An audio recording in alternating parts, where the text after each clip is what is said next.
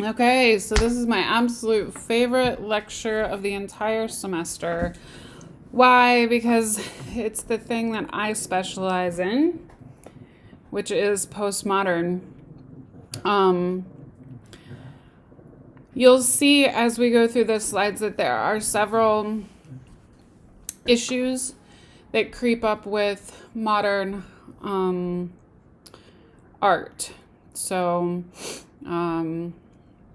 let's discuss them. I sure wish that we could be doing this in the classroom where we get to talk about our opinions and our ideas and all of that. So, note that I am definitely missing you all in this time, but that I am glad that you are all safe and healthy, and to tell you that I really will miss this particular class this semester because you all have grown to be some of my favorite students. All right, so let's talk about Sherry Levine. Sherry Levine is an appropriation artist. Her art poses the question, what is the role of the artist? She begins to show rephotographed images by great revered modernist photographers like Edward Weston, Elliot Porter, Walker Evans.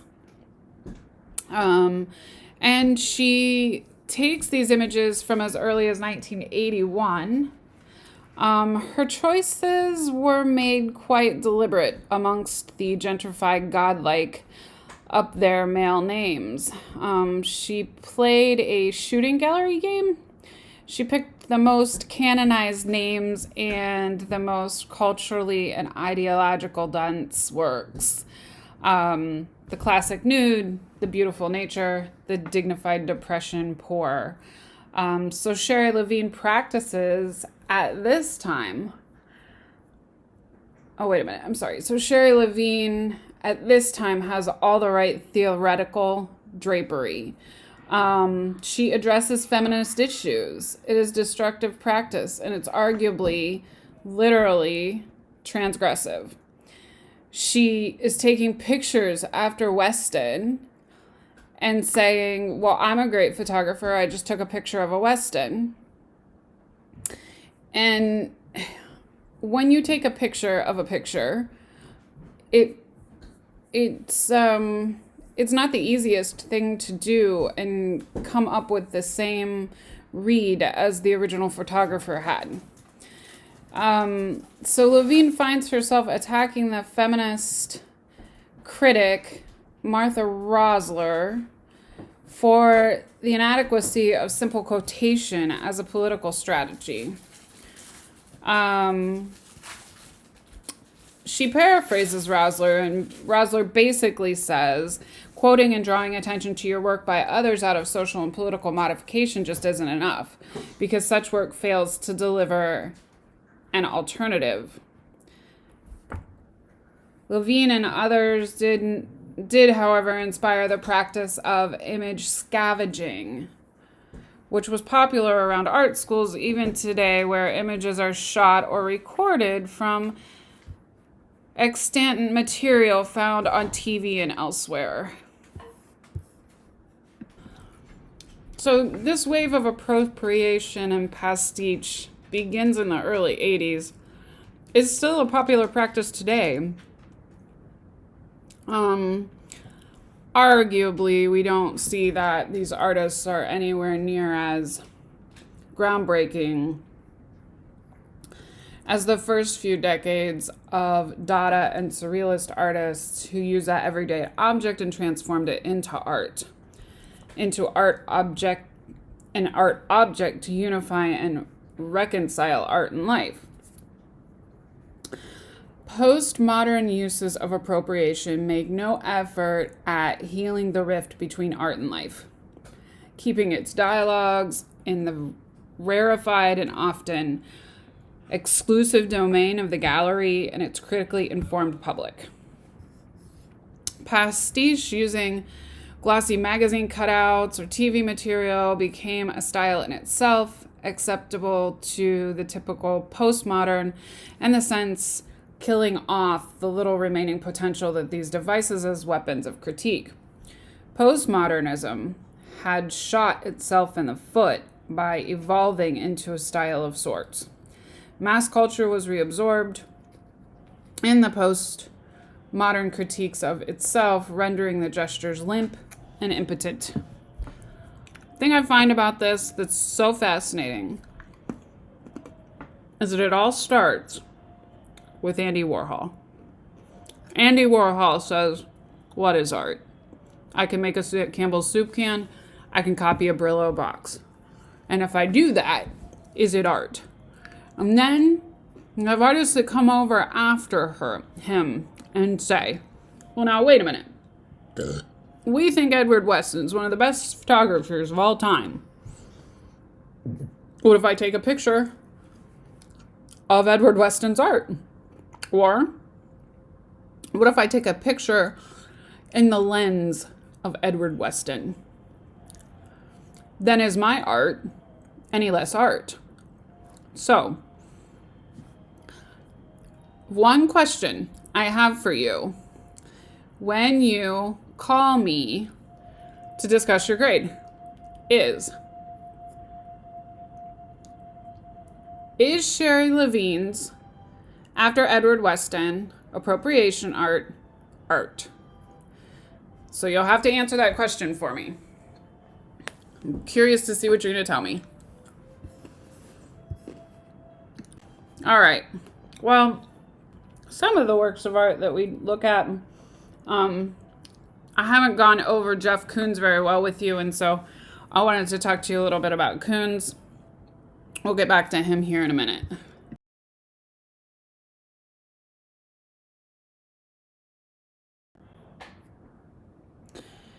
Okay, this is Jean-Michel Basquiat. Basquiat was an artist in the early 90s, and he lived in Brooklyn. His mom was American, I believe, and his dad was Haitian. No, I'm sorry. His mom was Puerto Rican, his dad was Haitian. And he got his start by doing graffiti around Brooklyn. He would tag with a certain symbol. And soon, that symbol became synonymous with Basquiat. He hung around the community art center in his neighborhood, and he got to know other artists from that association. And eventually, he meets someone who knows Andy Warhol fairly good, or fairly close. And they know where Andy Warhol hangs out. And so he starts hanging out at this bar that Andy Warhol hangs out at. And he meets Andy Warhol, and Andy Warhol falls in love with Basquiat's work. And so Basquiat spends a good amount of time with Andy Warhol, discussing Warhol's art, discussing Basquiat's art, and together they do a show. The show wasn't real well received, and Basquiat was really devastated by that. So this is Basquiat and Andy Warhol hanging out together. They've got a leopard skin there behind them. They did this show together, and it just really didn't go well. The critics were kind of harsh, and Basquiat had really sort of became an overnight sensation in art. Partially just because he was in the right place at the right time. He was willing to paint on things that most people didn't consider fine art objects. He didn't have a lot of money, and he grew up pretty poor. And so he would do things like, I don't know, if you've ever been to New York, you know that you can walk along the street and people put their garbage out on the curb. And so he would go grab like a door or an old window that somebody had thrown out, and he would paint on it. And people would fall in love with the work that they saw of his. And they would come by and say, hey, I want you to paint this for me. And he'd say, okay, you have to give me enough money to go buy the materials, and then I'll give you your painting. You pay me for my work. And so he really very quickly became an overnight sensation. He also loved the party life that he had with Andy Warhol and the artists that he met in that area. He was friends with Keith Haring. They were all part of the LGBTQ scene. If you go today to New York City to the LGBTQ community center, there is a room there where Basquiat, Keith Haring, and Andy Warhol all had a meeting. And there's a Basquiat sitting in the hallway in front of the room that Keith Haring painted. It's an incredible experience. You have to go. At any rate, my point being is that Basquiat really had a hard time dealing with the claim to fame, and he did a lot of the partying that was part of that scene. Unfortunately, Basquiat, about 2 years after he got big, ended up dying of a heroin overdose. But I think the thing that we remember about Basquiat so much is that he really found his soul through painting. Warhol worked his soul out through film and through photography. But Basquiat worked out how he defined himself through his painting. So let's look at that. This is a typical image of Basquiat. You can see it's highly colorful. It's an image of three people, a white man, a red person, and an African-American person. Basquiat often painted with quick, flat, geometric shapes, and he was highly influenced by Picasso and Cubism. He loved the abstract expressionists and how they looked at the process of art as art, and he wanted to try to figure out how to tie into his soul the way they had. And so he sort of worked out his multicultural heritage, his economic challenges in life. There were times where he pretty much just lived on the streets of Brooklyn with friends couch surfing because he wanted to be in the middle of the creative scene. He was such an artist at heart that he needed that to feed his soul. At any rate, here is an example of Basquiat's work. We will look just a moment at the show that he and Andy Warhol put together. So this image of Andy Warhol, this next painting is a really good example of how he would take a painting and make it symbolic of someone else. So this one is about jazz musician Charlie Parker, who Basquiat admired a lot. Charlie Parker's nickname in the jazz world was Yardbird. And so you get these interesting images of the bird. He likes to write on his paintings. He was very much into graffiti.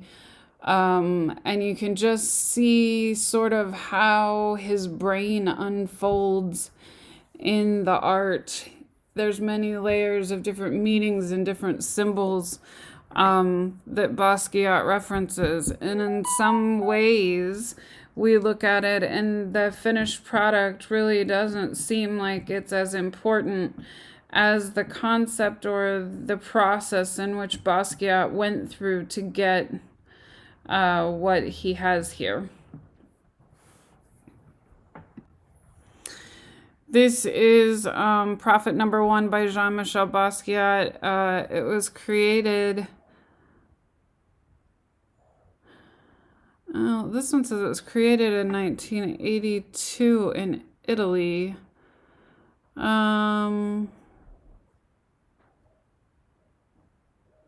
It says it's a nod to Jackson Pollock. I want to research that. I'm not real confident about that. I do know that this particular work of art was sold to Lars Ulrich for $5.5 million. Basquiat sells some of the fortune that he reaped or really earned through his work, but his work didn't really become quite as collectible and quite as desirable until after he passed away. At any rate, you can see that Jean-Michel Basquiat's cultural identity is heavily being worked out in this work of art.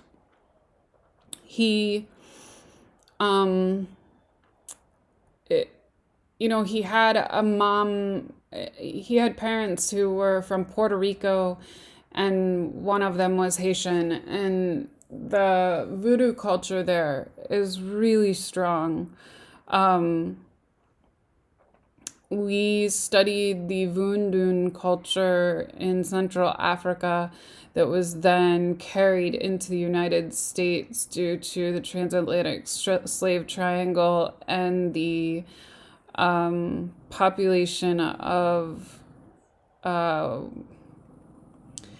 Central Africans that were brought into Central America to work the sugarcane plantations.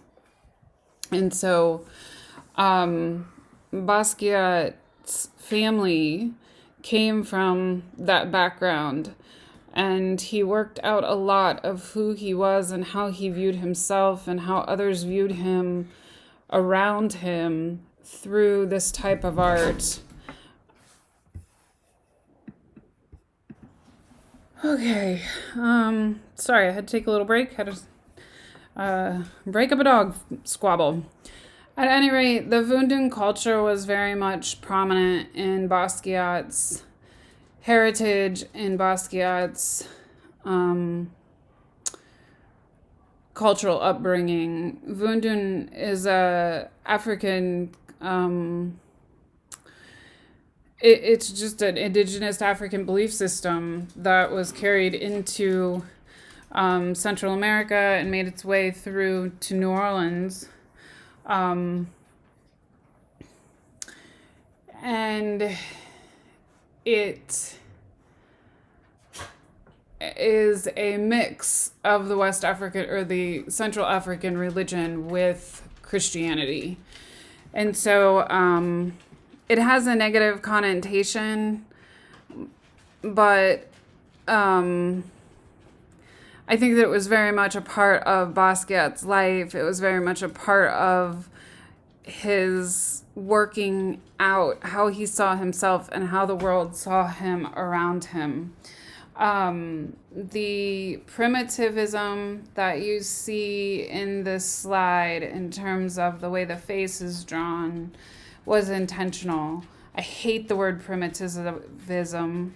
I often refuse to use it because it has a negative connotation that African art is not done on a skill level that other Western European artists produce art. But in this case, describing the simplicity of the way that Basquiat draws is somewhat important to discuss the primitivism.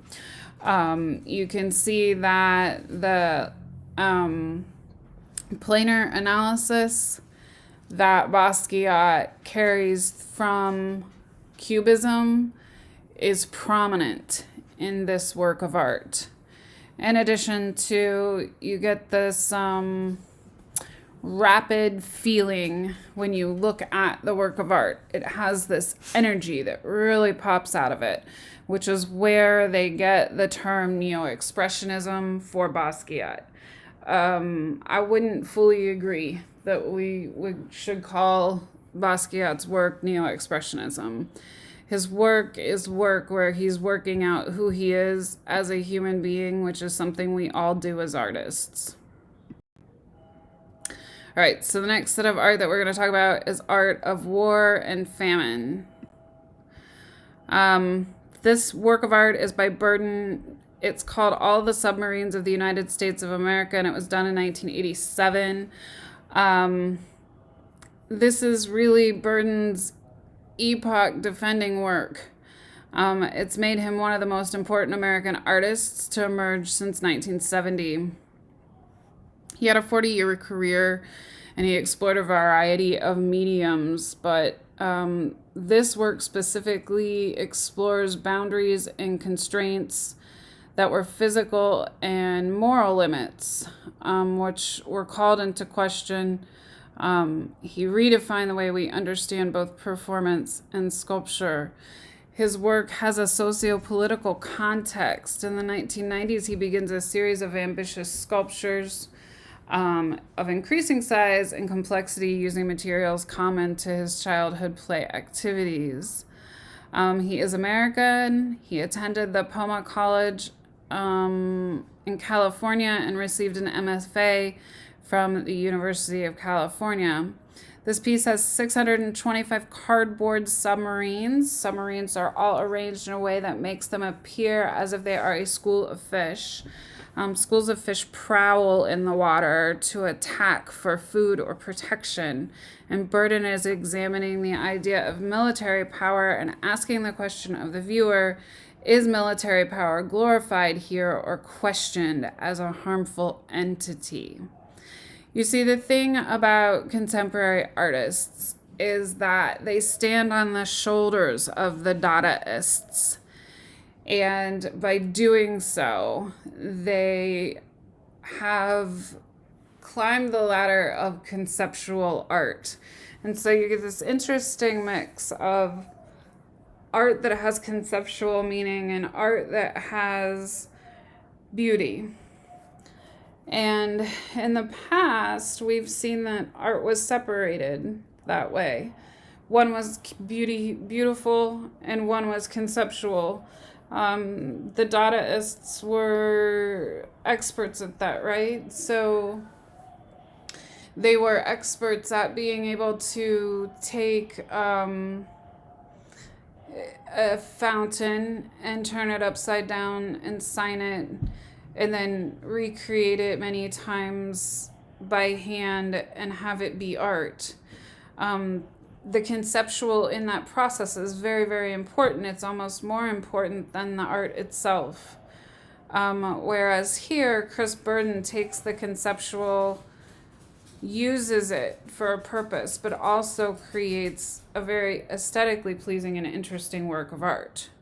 And I think today in the modern art world, you have to be able to do more than just paint a pretty picture. You have to be able to get someone to sort of stop and question.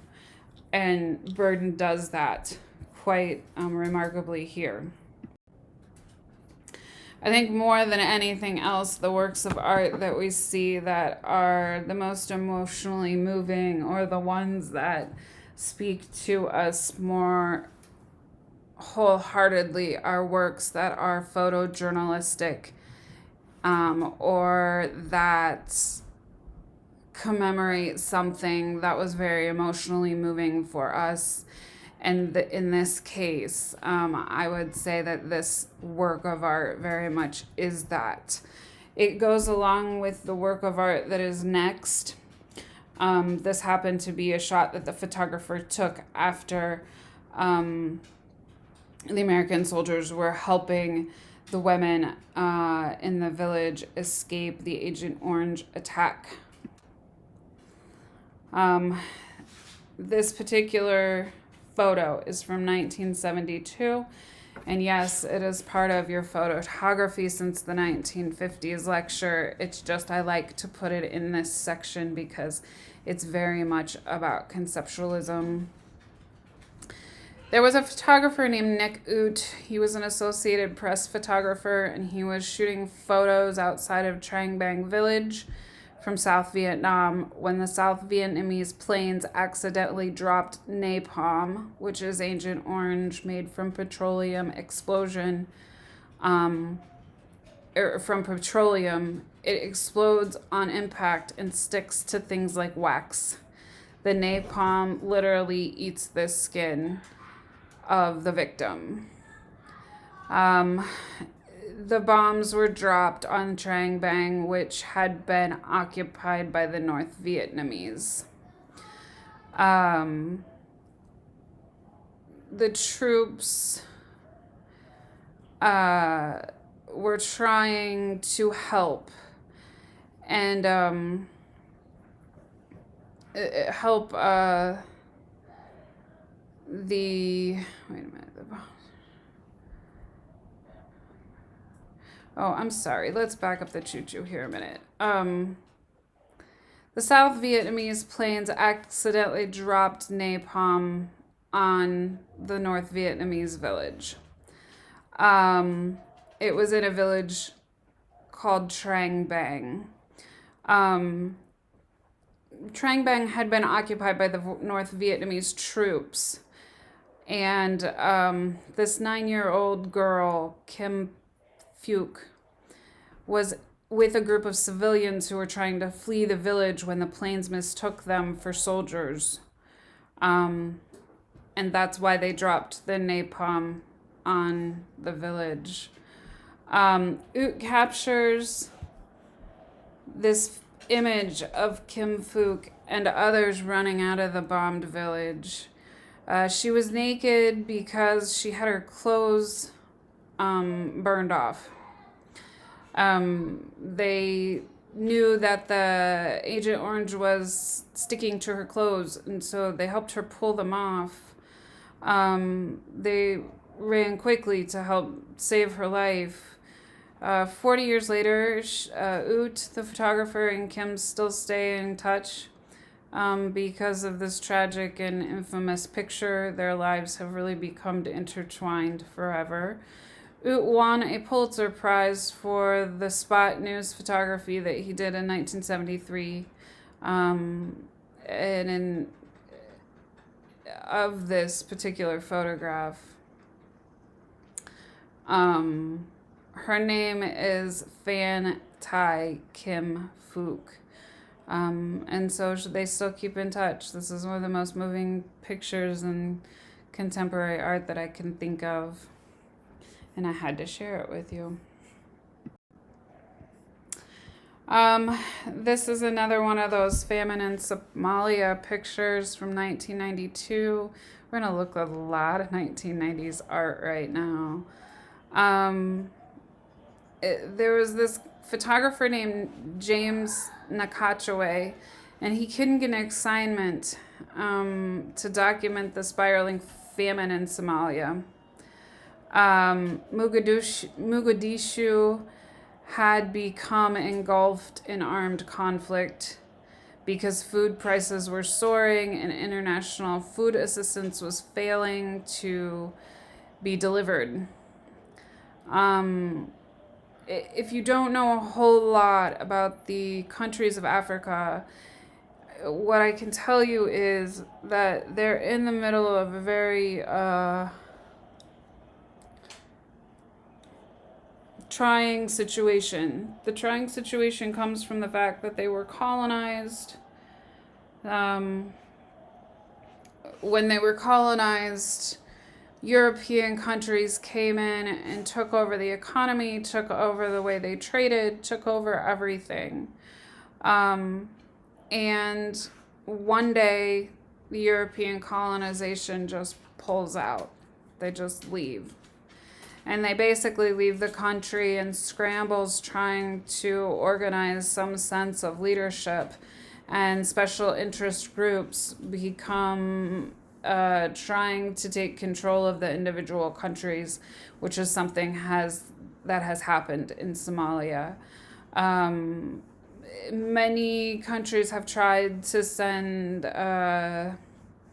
food as support for the famine. And unfortunately, it's stopped by rebel forces. It's taken. It's not an easy situation. And it was really bad in 1992. And so this photographer desperately wanted to document it to get their story out. And so he received support from the International Committee of the Red Cross, and he brings back a cache of these haunting images. This young woman in the wheelbarrow had been taken to a feeding center from her village and was published as the cover for the New York Times Magazine. One reader wrote, "Dare we say that it doesn't get any worse than this? The world has similarly moved." The Red Cross said public support resulted in what was then its largest operation since World War II. So photography seems to move people enough that someone wants to do something about it.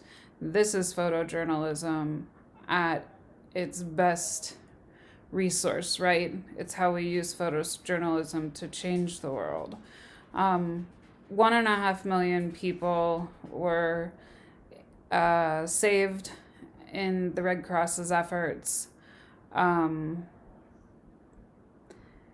it was James Natashawe's pictures that made the difference for this community.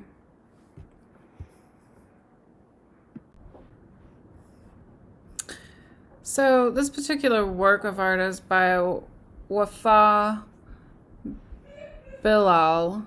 I hope I pronounced that right. My Middle Eastern pronunciation of names is not so hot. But Wafa'a Bilaz grew up in Iraq. He was defined by the rule of Saddam Hussein.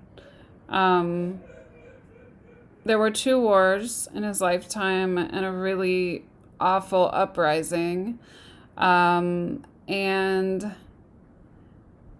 he spent time in a refugee camp in Kuwait.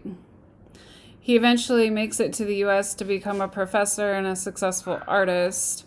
But his brother was killed at a U.S. checkpoint in 2005, and he decided to use his art to confront those in the comfort zone with the realities of life in a conflict zone. And so the creation and staging of this work of art called Domestic Tension is an unsettling interactive performance piece. For 1 month, Bayal lived alone in a prison cell-sized room in the line of fire of a remote-controlled paint gun and a camera that was connected to him. Internet viewers around the world could watch him. Visitors to the gallery and a virtual audience grew by the thousands and could see him 24 hours a day. The project really received a lot of worldwide attention. The Chicago Tribune called it one of the sharpest works of political art to be seen in a long time. Newsweek said it was breathtaking. It spawns a proactive online debate, and Bayal eventually was awarded the Chicago Tribune's Artist of the Year award for this work of art. It was structured in 2 parallel narratives: the story of Bilal's life journey and the domestic tension experience, which was addressed by a first-person account, which was supplemented with comments on the history and current political situation in Iraq.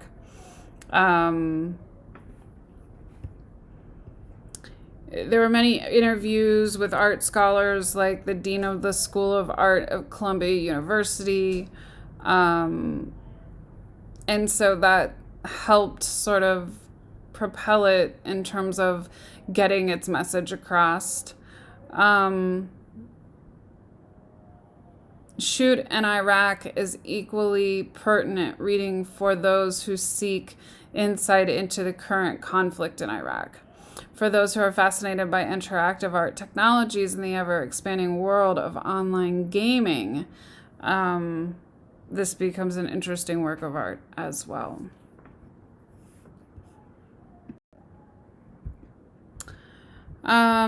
This particular work is by.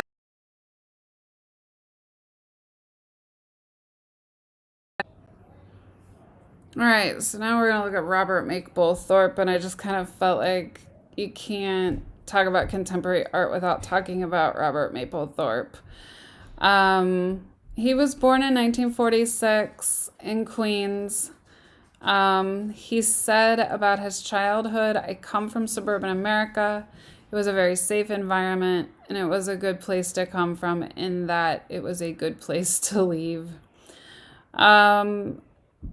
Mapplethorpe went to Pratt near Brooklyn, and he studied drawing, painting, and sculpture there. He was influenced by artists like Joseph Cornell, Marcel Duchamp. He also experimented with various materials in mixed media collage, including cut books and magazines. He acquires a Polaroid camera in 1970 and begins producing his own photographs to incorporate in the collages. He felt like the collage was more honest by doing that.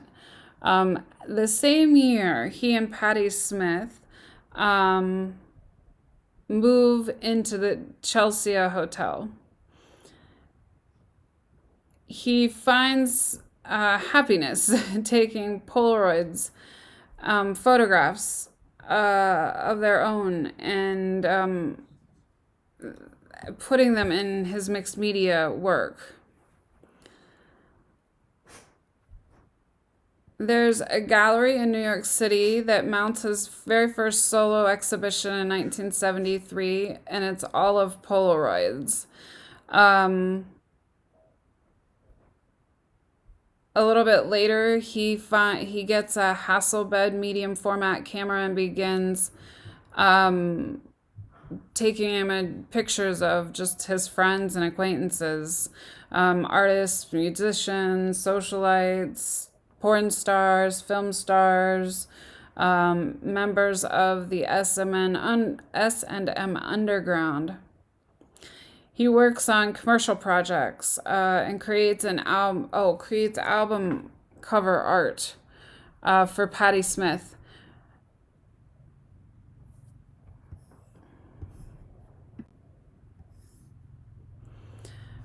He meets Lisa Lyon, who's the first world women's bodybuilding champion. And over the next few years, they collaborate. They do a series of portraits, a film, and a book. In the 80s, Mapplethorpe produces a large array of images that challenge and adhere to classical aesthetic standards. He does some stylized compositions of male and female nudes,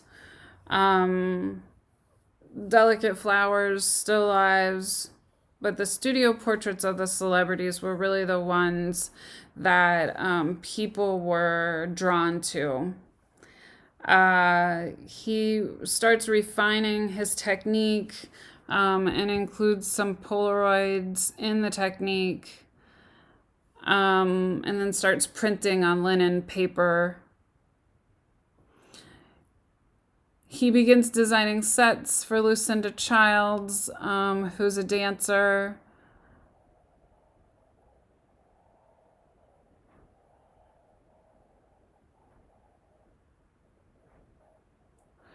And in 1986, he's diagnosed with AIDS.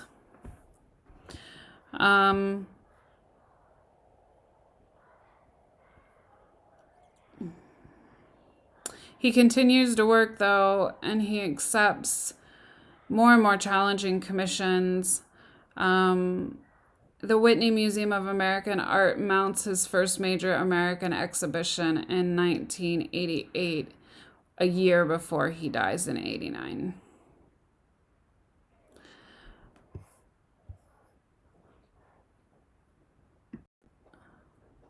Here's his image of Andy Warhol taken during that time.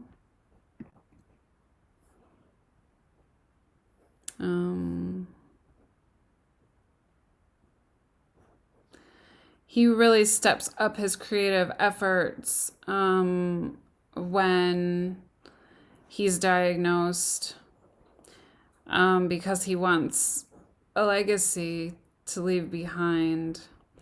His work can be very provocative, but it established him as one of the most important artists of the 20th century. Today, Mapplethorpe's represented by galleries in North and South America and Europe. You can find his collections in major museums around the world. Just beyond that, the art, historical, and social significance of his work, his legacy lives through a foundation that he established called the Robert Mapplethorpe Foundation.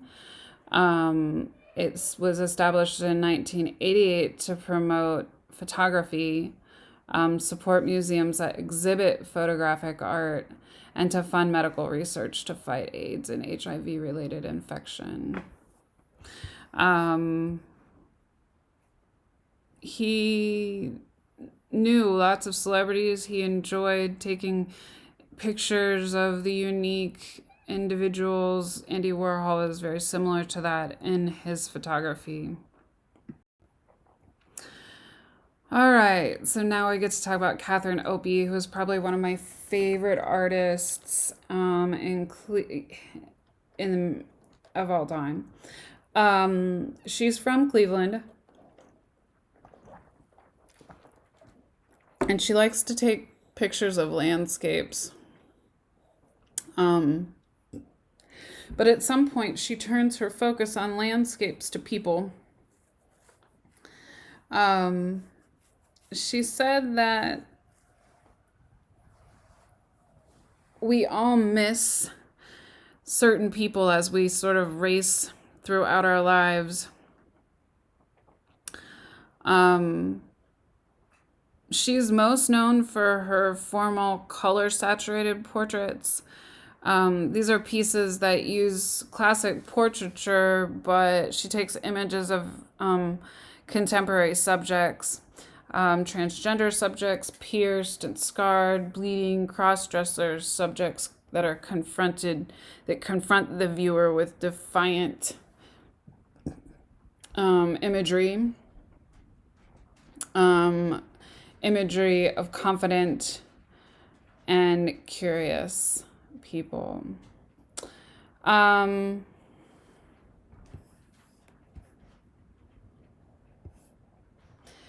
Opie says about her work, if you are going to make color photographs, then play with the color. And we definitely see that. This is a really good example. This is Jerome Kaja. She took this picture in 93. She likes to capture people at moments when,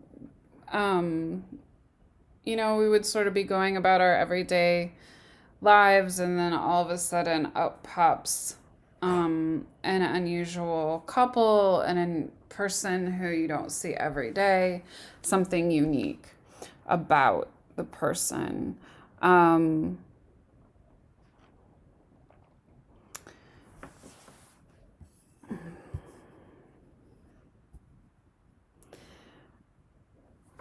She often takes images with lots of different props. You can see that this particular image has a person, has Jerome dressed in the lower right-hand corner with glasses, and then in the upper left hand without them. Here, Jerome wears red feathered shoes in a prom dress. And she puts the image in front of this bright green background um, because the background has ambiguity. She likes to have a formal setup of her photos, um, in which she sort of sets up this professional photo studio type environment. She lives in Los Angeles now, but like I said, she's from Cleveland. She started out taking landscapes of Lake Erie.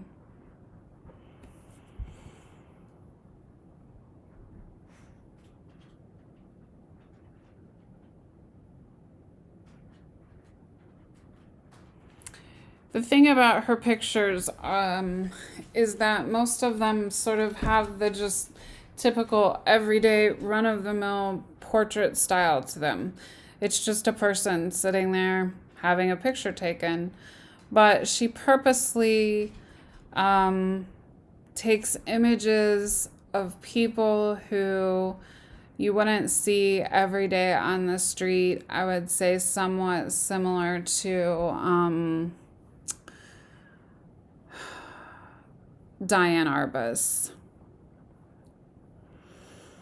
But she makes sure that she portrays her subject in a dignified, beautiful way, sometimes hinging on provocative.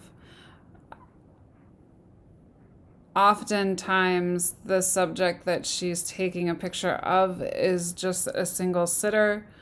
And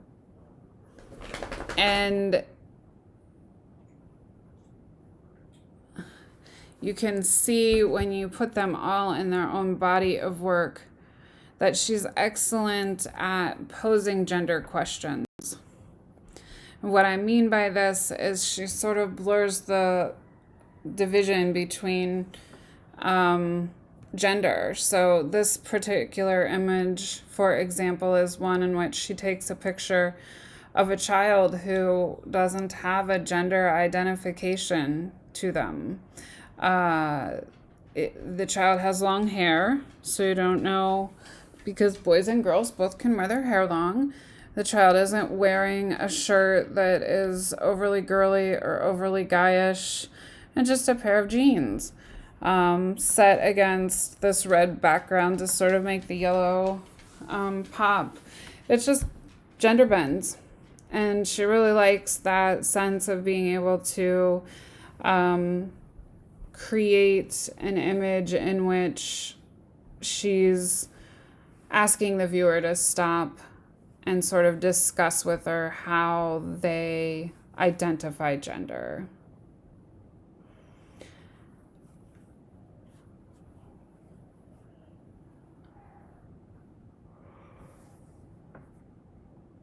She was trying to document the LGBTQ community for a sense of cultural identity.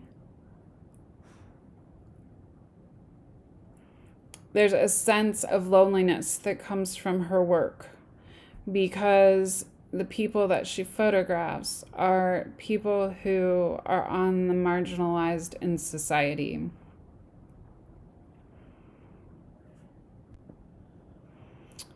This image is done of Melissa and Lake. They are her friends. She says she was highly influenced by Walker Evans, Lewis Hine, Dorothea Lange. She got her MFA in the California Institute of Arts in 1988 and focused in gender and sexual identities. She also explored notions of community or the myth of the American dream. And she follows this in her 1990 portrait series where she's photographing transgender women and men, drag queens,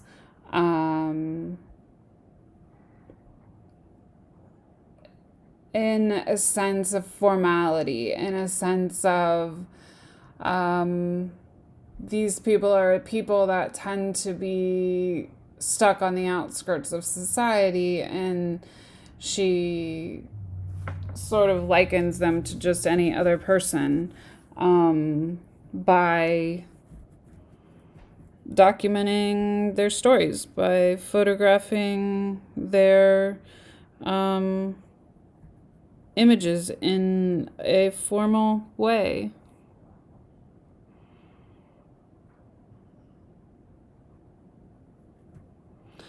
Um, she relied on the historical formal elements of photography, of studio portraiture, and then turned the heterosexual normative world upside down to get beautiful pictures of beautiful people.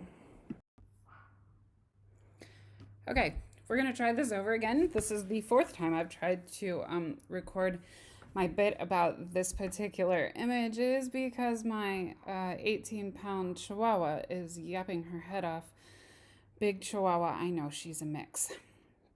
At any rate, if you hear a little yapper, it's just her. I put her outside and shut all the windows, but she's noisy. Sorry about that.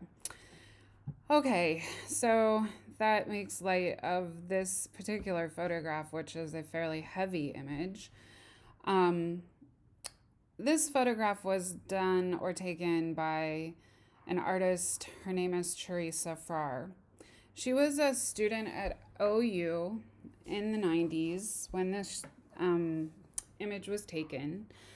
And the person that you see in the photograph that is passing away, his name is David Kirby. David Kirby was born in Ohio and raised in a small town in Ohio. He was gay and became a gay activist in 1980.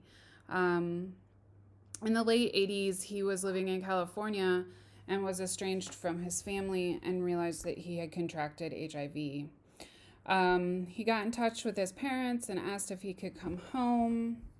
He wanted to be around his family, and the Kirbys were thrilled to reconcile with David. David unfortunately lost his fight with HIV/AIDS and ended up in an AIDS hospice center. Teresa Farr volunteered for the AIDS hospice center through a local church that she had come to know. Teresa Farr, talks about her experience that day, and I just want to read it for you.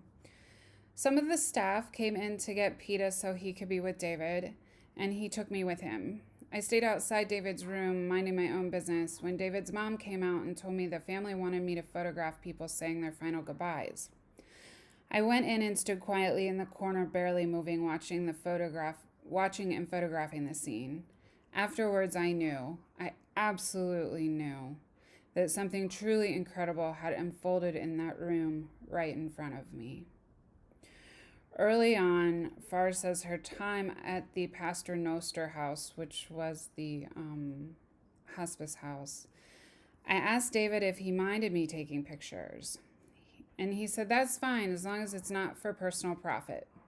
To this day, I don't take any money for the picture, but David was an activist, and he wanted to get the word out about how devastating AIDS was to his family and community. Honestly, I think he was a lot more in tune with how important these photos might become for our pauses and laughs. At the time, I was like, besides, who's going to see these pictures anyway? Over the past 20 years, as many as 1 billion people have seen this now iconic photograph that appeared in Life magazine. It was reproduced for hundreds of newspaper magazines, ads, and TV stories all over the world. Teresa was able to capture the humanity behind AIDS. When you look at this person in their deathbed with their family saying goodbye, you don't see the LGBTQ community. You don't see the disease. You just simply see the humanity of dying. And so this photograph became one of the most important photographs in photojournalism, of all times.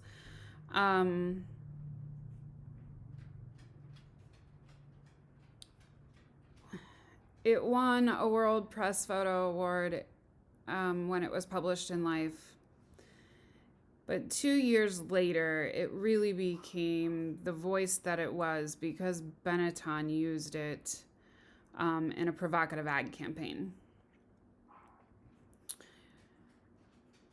It was used to promote AIDS activism and to voice the outrage of the AIDS virus. There was a high-profile AIDS charity in England that said that the ad was offensive, and then powerhouse magazines like Elle and Vogue and Marie Claire refused to run the Benetton ad. For those of you that don't know, Benetton is it's a clothing label that was really popular in the 90s. Kirby's family talks about the ad and says they really didn't think anything of using this, of letting Benetton use the photograph.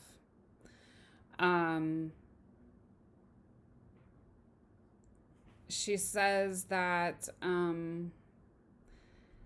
the grisly side of the disease was that Kirby pretty much starved to death at the end when he died.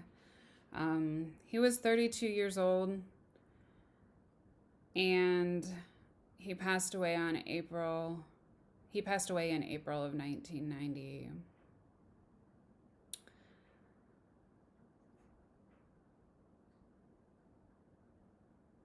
Favre began spending more time at the AIDS Hospice Center. She took pictures of David Kirby, but she also took pictures of another man who was there named PETA, who was also HIV positive.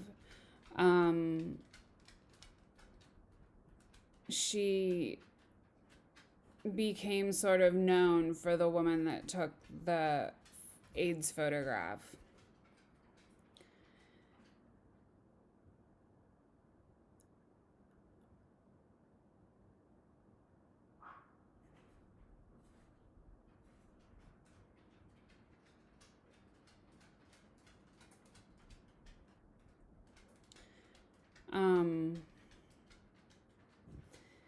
This photograph, in terms of photojournalism, was just as groundbreaking as Dorothea Lange's work because it humanized the side of AIDS.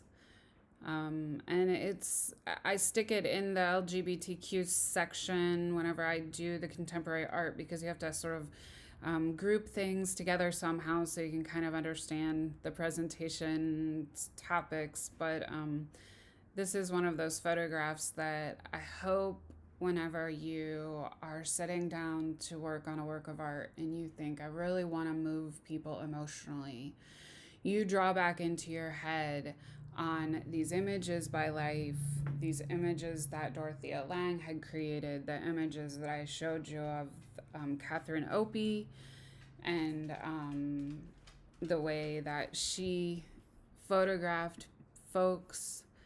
And I think the way that you see the emaciated woman from Ethiopia, those type of shocking, drastic, but important images are ones that have shaped photojournalism today. This is the colored photograph that Benetton used.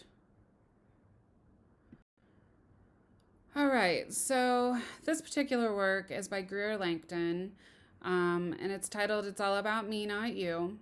It is an installation, and if you ever go to the Mattress Factory, I usually go every year. We didn't go this year just because COVID was crazy and the semester kind of got away from me. But I always invite you to go when I go to the Mattress Factory and when I go to Pittsburgh to see Andy Warhol's museum. And this particular image that you see in front of you is an installation. It's an installation in which you stand at a trailer door and look inside the room. And Greer Langton has sculpted her experience. She lays in a bed with bottles, pill bottles, all over her body because she too died of AIDS. She was transgender and was a sex worker trying to work out her gender identity. Every image of a person that you see in here in this room is an image of Greer Langton and how she saw herself in different ways. The images are about her faith. She was Catholic. She tried very hard to reason with or recognize her transgenderness and how that all fit into her Catholic upbringing, her sex worker work, her dying of AIDS. At any rate, it's titled It's All About Me, Not You, because she's discussing her feelings about the disease. She's discussing her feelings about her gender identity. She's trying to figure out who she is, but yet so many people have an opinion about her transgender status. You see body parts hanging on the wall. This work of art is very much a self-portrait of Greer Langton. If you haven't ever seen Greer Langton's work, I highly encourage you to look it up. It is a fascinating body of work. She drew quite a bit, but I think her most fascinating works are these works that are installations. So here are a couple other views of the installation. You can see in the image on the right hand side all the pill bottles that are all around her. One of the things I had forgotten about Greer Langton as I was getting these additional images for you that the Mattress Factory reminded me of is that Langton was a child of she went through some trauma as a child, and she was anorexic and had an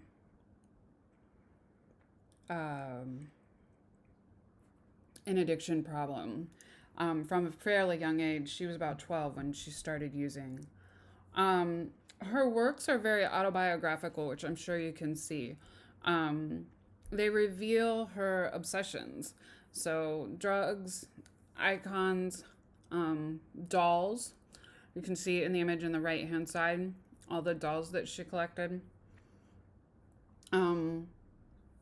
Environments seem to be a mix of decadence, innocence, pathos.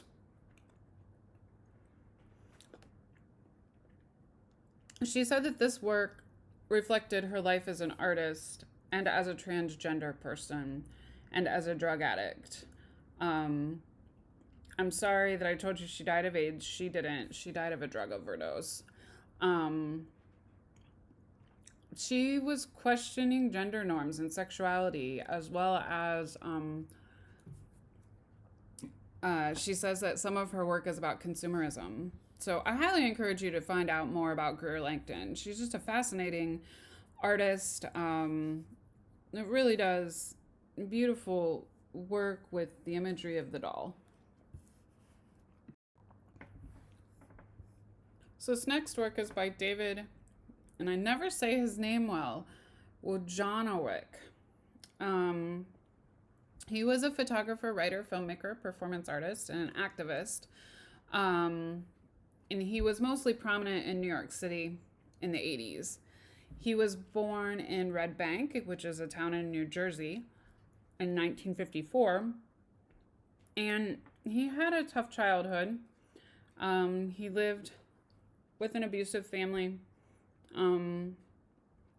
based on his sexual orientation. And he dropped out of high school and began living on the streets at the age of 16. He turns to hustling in order to make ends meet, and hitchhikes across the United States to San Francisco.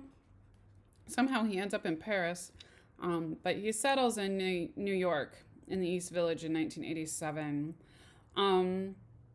His works incorporate the outsider experience drawn from his personal history and stories that he heard from the people that he met in bus stations and truck stops while hitchhiking. By the late 1970s, he had, in his own words, started developing ideas of making and preserving an authentic version of history in the form of images, writings, objects that would contest state-supported forms of history.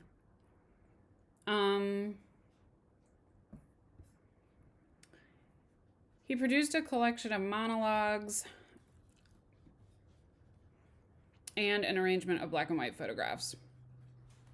The photographs were taken when he traveled across the United States, but he really wanted to give a voice to the people that were stigmatized in society. He was a member of the first wave of East Village artists and began showing work during the early 1980s.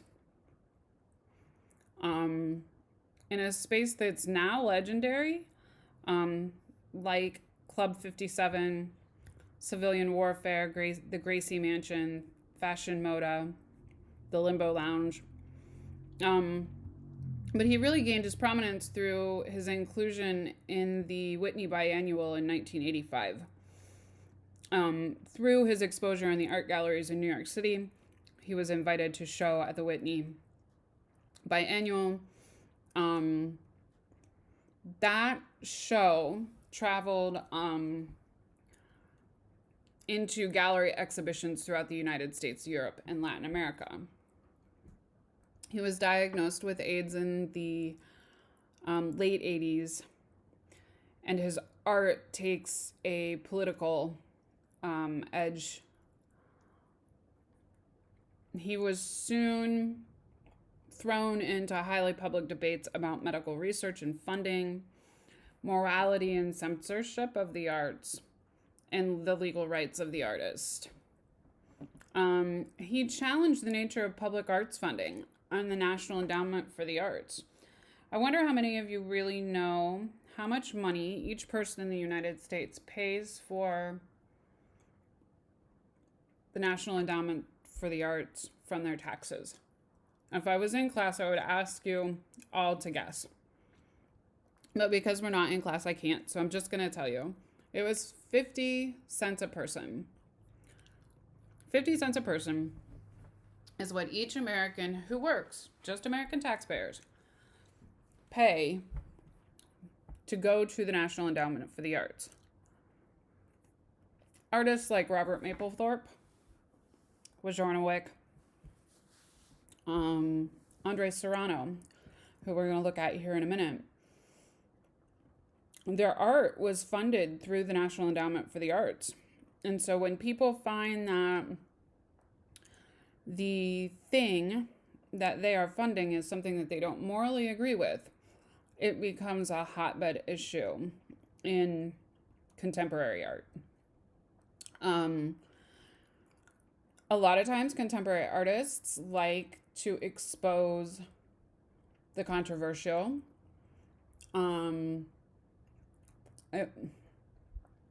It's not that art that isn't controversial doesn't make a big statement, but The ones that are remembered are the ones that are how more controversial, so to speak. And so his art often spurs a reaction of debate. Wojnarowicz dies of AIDS-related illnesses in New York City in 92. He was only 37 years old. He wrote 5 books.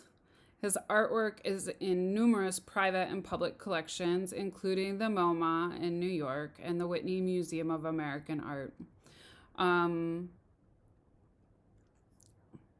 He also has an estate that's still being preserved today. This is the art of James Luna. We get to sort of move to a new topic. James Luna is Native American. He lives on a reservation out west. And he likes to do works of art that sort of combine performance art with visual art. This image, or this particular work of art, called the Artifact Piece, is one in which he builds this artifact display case and lays inside the display case as a statement to say, I am a living person. I am the artifact that you seek. It was sort of his way of protesting that his heritage and cultural identity wasn't being respected. I saw a work of his, an installation of his for the first time in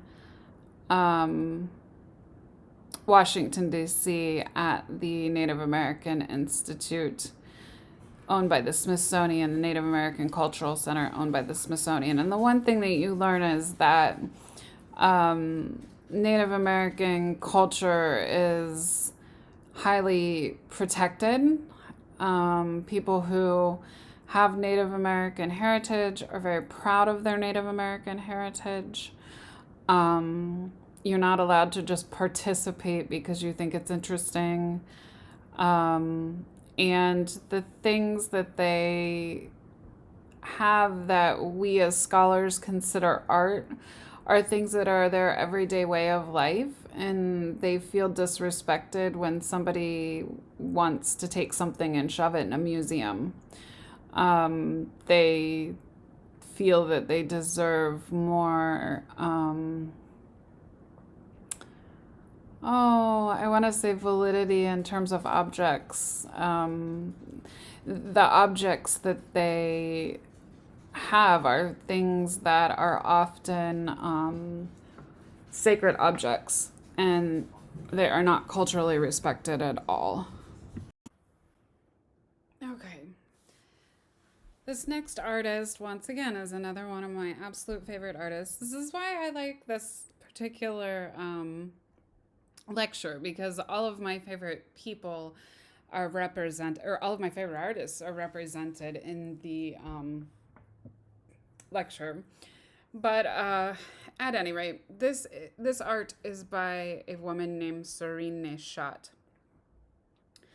Soreen Neshat was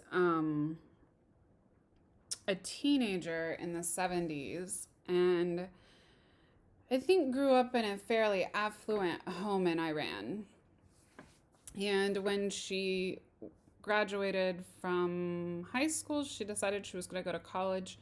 She wanted to go to Los Angeles for college, and so she went to Los Angeles for college. And when she left, everybody in her area were wearing miniskirts, and they were just a pretty westernized group of people in society.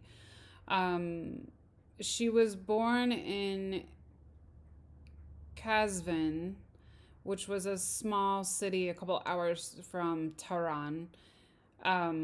She was born in 1957, so that tells you about how old she is. Um, and the Islamic Revolution happened in 1979 that prevented her from going back to her country for almost 20 years. She got a BA from the University of California at Berkeley, and she moved to New York, where she began to work at a storefront where she would design window fronts for a store. Um, Her arrival in New York sort of made her take a hiatus from art um, until she made her first trip back to Iran in 1993. Um, she begins photographing at that point, and she's exploring the notions of femininity in relationship to Islamic fundamentalism. You see, when she grew up in Iran, nothing there was what she considered to be oppressive. Everybody dressed how they wanted, most people wore what they wanted. The extremists that took over the area in which she grew up um, took over after she left. And so the world that she returned to in 93 was very different than the world she grew up in. And so her work was meant to help her work out how she felt about the change in society, in her world, in the world around her, where she grew up. So these are images like the one that I just spoke of, where she uses images of the female to create a dialogue about how she feels in terms of Islam. She does not consider herself to be Islamic. She thinks that the Quran is a beautiful spoken word, but she isn't a practicing Muslim. And really, when we look at these photographs, we see through our Western eyes. We see this idea that Middle Eastern women are oppressed, or that Sareen Neshat feels oppressed. The interesting thing about that is Sareen Neshat will tell you that she never once felt oppressed. She never grew up particularly feeling as if she needed to cover her entire body or not wear jeans. It was only after she left Iran and went back in the 90s that she began to start working out the new order of things in the area that she grew up. This is another one of those photographs. It's titled "I'm a Secret" by Sareen Neshat. And I think that this photograph may be about how her family feels, or how her family kind of has kept her quiet based on the fact that they all still live in the area that she grew up in today. She has focused on filmmaking more so now in contemporary art than she has in her photographs. Some of the people that she's met in the filmmaking industry have been able to help her produce the images and the film that she wants to produce. She's really much more of a conceptual artist than she is a photographer. Some of the images that you see are images that she didn't actually take herself.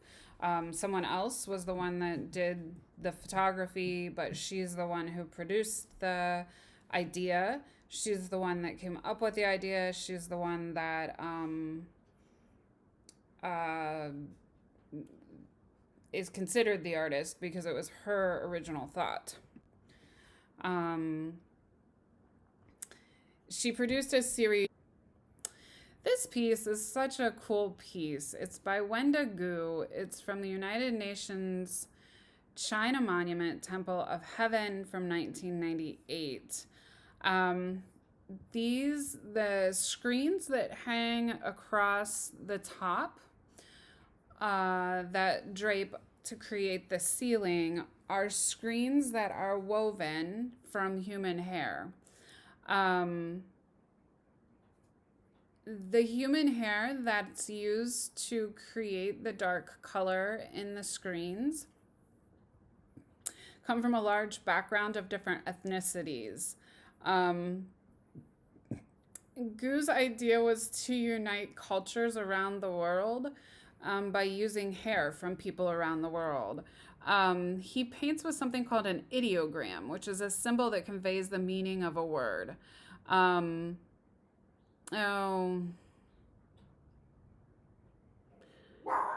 can't think of a good ideogram right off of the top of my head. But the paintbrush that he uses is also made of human hair.